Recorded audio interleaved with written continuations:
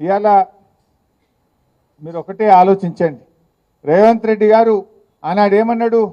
ఎమ్మెల్యేలు పార్టీలు మారితే రాళ్లతో కొట్టండి అన్నాడు. ఇవాళ ఆయన్ని పోయి కండువాలు కప్పుతుండు ఇళ్ళకి పోయి. నువ్వేం మాట్లాడినా నువ్వేం చేస్తున్నావు ఇవాళ ప్రజలు గమనిస్తూ ఉన్నారు.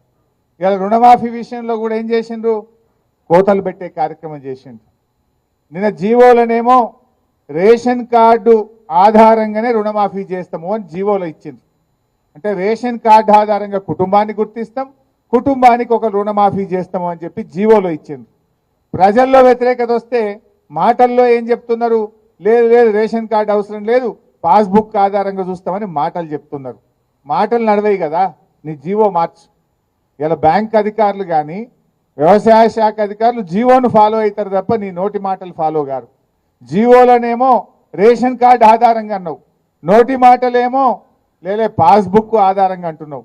ఇప్పుడు అప్పిచ్చేటప్పుడు నీ రేషన్ కార్డు ఉందా లేదా అని అడగలే, పాస్బుక్ ఉందా లేదా అని చూసి అప్పిచ్చిండ్రు. ఆ పాస్బుక్ ఆధారంగా రుణమాఫీ జరగాలి. నీ జీవోలో ఉన్నటువంటి జీవోను మార్చండి. జీవోను మార్చి రేషన్ కార్డుతో కుటుంబంతో సంబంధం లేదు, పాస్బుక్ ఆధారంగా రుణమాఫీ చేస్తామని మీ నోటి మాటగా చెప్పిన మాటలు మార్చిన కొత్త జీవోలో వచ్చినప్పుడే మీరు నిజంగా రైతులకు మేలు చేసినట్టు, నిజంగా మీరు చెప్పిన మాటలు నిజమైనట్టు. మాటల్లో తీరుగున్నాయి, జీవోలు ఇంకో తీరుగా ఉన్నాయి. పిఎం కిసాన్ నిబంధనలు అమలు చేస్తాను. ఎందుకు పిఎం కిసాన్ నిబంధనలు? నిజంగా ప్రతి రైతుకు, ప్రతి పేద రైతుకు నువ్వు సాయం చేసేది ఉంటే పిఎం కిసాన్ నిబంధనలు ఎందుకు? గతంలో కేసీఆర్ గారు రుణమాఫీ చేసినప్పుడు పిఎం కిసాన్ నిబంధనలు పెట్టలే, రేషన్ కార్డు నిబంధనలు పెట్టలే.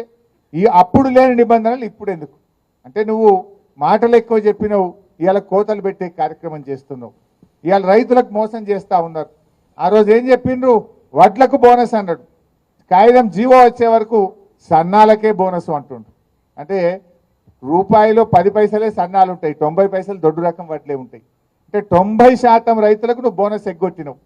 ఇవాళ రుణమాఫీలో కూడా పిఎం కిసాన్ నిబంధనలు పెట్టి, రేషన్ కార్డు నిబంధనలు పెట్టి సగం మంది రైతులను ఎగ్గొట్టేటువంటి ప్రయత్నం చేస్తూ ఉన్నావు. ఇవాళ ప్రజలకు కూడా అర్థమవుతుంది, వీళ్ళు అన్ని అబద్ధాలు చెప్పిండ్రు, మాయ మాటలు చెప్పిండ్రు, మోసపూరిత మాటలు చెప్పిండ్రు అనే విషయాన్ని ప్రజలు కూడా గమనిస్తూ ఉన్నారు. వాళ్ళ ఆచరణలో పూర్తిగా ఫెయిల్ అయిపోతూ ఉన్నారు. తప్పకుండా భవిష్యత్తు మనదే ఉంటుంది. 600 రాబోయే రోజుల్లో మళ్ళీ ఈ రాష్ట్రంలో అధికారంలోకి వచ్చేది ఖచ్చితంగా బీఆర్ఎస్ ప్రభుత్వమే అధికారంలోకి వస్తుంది. ఇవాళ ఏ కార్యకర్తలు అయితే కష్టపడుతున్నారో, ఏ కార్యకర్తలు అయితే నిజాయితీగా పార్టీతో ఉన్నారో మీ అందరినీ కంటికి రెప్పలాగా కాపాడుకుంటాం. మీ అందరికీ మంచి గౌరవం దొరికే విధంగా నేను బాధ్యత తీసుకుంటా ఈ పటాన్చెరు నియోజకవర్గంలో మనవి చేస్తా ఉన్నా. మీరు ధైర్యంగా ఉండండి. రేపు స్థానిక సంస్థల ఎన్నికలు వచ్చినా, రేపు కౌన్సిలర్లు కానీ, సర్పంచులు కానీ, ఎంపీటీసీలు కానీ, కార్పొరేటర్లు కానీ ఏ ఎన్నిక వచ్చినా మా కార్యకర్తలకు అండగా ఉండి గెలిపించుకునే బాధ్యత నాది అని చెప్పి కూడా నేను కార్యకర్తలకు మనవి చేస్తా ఉన్నా. So be strong. ఖచ్చితంగా మీరు పార్టీతో ఉండండి. ఇవాళ మన చరిత్ర కూడా చూస్తే కాంగ్రెస్ పార్టీ ఎక్కడ కూడా 5 ఏళ్ల తర్వాత తిరిగి అధికారంలోకి రాలే. అది రాజస్థాన్ అయినా, ఛత్తీస్గఢ్ అయినా, మధ్యప్రదేశ్ అయినా, ఏ రాష్ట్రంలోనైనా వన్ టైమే మలతాపకు పోతుంది. అది రెండోసారి అధికారంలోకి రాలే ఈ దేశంలో, ఒక్కసారే వస్తుంది కాంగ్రెస్ పార్టీ. అందువల్ల ఈ టర్మ్ కాగానే మళ్ళీ వచ్చేది ఖచ్చితంగా బీఆర్ఎస్ గవర్నమెంటే. కానేబట్టే ఏడాది దగ్గర రానేబట్టే 8 నెలలు అయ్యేపాయి. కష్టపడదాం, రేపు స్థానిక సంస్థలో గెలుద్దాం. కానీ భవిష్యత్తులో కూడా ఎట్టి పరిస్థితుల్లో పార్టీగా మనం ఏమైందంటే వాస్తవానికి ఎంతసేపు డెవలప్మెంట్ మీదనే పనిచేసినాం. 10 ఏళ్ళు ప్రభుత్వంలో మంచినీళ్ళు ఎట్లా ఇవ్వాలి, కరెంట్ ఎట్లా ఇవ్వాలి, రోడ్లు ఎట్లా ఇవ్వాలి, కాలేజీలు ఎట్లా కట్టాలి, స్కూళ్ళు ఎట్లా కట్టాలి, పేదలకు 2000 ఆసరా పెన్షన్ ఎట్లా ఇవ్వాలి, కళ్యాణ లక్ష్మి ఎట్లా ఇవ్వాలి, కేసీఆర్ కిట్ ఎట్లా ఇవ్వాలి, దవాఖాన్లు ఎట్లా కట్టాలి, చైర్మన్ అమ్మకు కుర్చీ, దవాఖాన్లు ఎట్లా కట్టాలని మనం ఆలోచన చేసినాం. కానీ కొన్ని చిన్న పొరపాట్లు జరిగినాయి. ఇంకా కొద్దిగా కార్యకర్తల గురించి ఆలోచించేది ఉండే, కార్యకర్తల సంక్షేమం గురించి పార్టీ దృష్టి పెట్టేది ఉండే.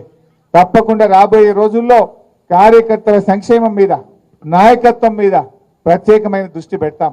ఈ కష్టమైన క్లిష్టమైన సమయంలో పార్టీకి అండగా నిలబడ్డ కార్యకర్తల్ని తప్పకుండా మిమ్మల్ని పువ్వుల్లో పెట్టి కాపాడుకుంటాం. రేపు ఏ అవకాశాలు వచ్చినా మీకే అందిస్తాం. మీ ద్వారానే రేపు పార్టీ ప్రభుత్వం కూడా రాబోయే రోజుల్లో నడుస్తుంది. ఇవాళ ఇది కొద్ది సమయం మాత్రమే. మనము కొద్ది రోజులైతే కాంగ్రెస్ వాళ్ళు ఊళ్ళలో తిరగని పరిస్థితి వస్తుంది. తులం బంగారం ఇవ్వకపోతే అక్కజేళ్ళలు ఇడిచిపెట్టారా? మహిళలకు 2500 ఇవ్వకపోతే అక్కజేళ్ళలు ఇడిచిపెట్టారా? ఎన్ని చెప్పారు మీరు? ఏడైనాయి? ఇలా 6 గ్యారంటీల్లో ఒక్కటన్నా అయిందా? 6 గ్యారంటీల్లో ఎన్ని చెప్పిండ్రు? 4000 పింఛన్ అవ్వాతాతలకు ఇస్తామన్నారు, వచ్చిందా? రాలే. 2500 మహిళలకు వచ్చిందా? రాలే. అదేవిధంగా రైతు భరోసా 7500 ఇస్తామన్నారు, వచ్చిందా? రాలే. పేదలకు 5 లక్షలు ఇచ్చి ఇండ్లు ఇస్తాం ప్రతి ఒక్కరికన్నారు, వచ్చిందా? ఒక్కరికన్నా ఇండ్లు రాలే. విద్యార్థులకు 5 లక్షల భరోసా కార్డు అన్నారు, వచ్చిందా?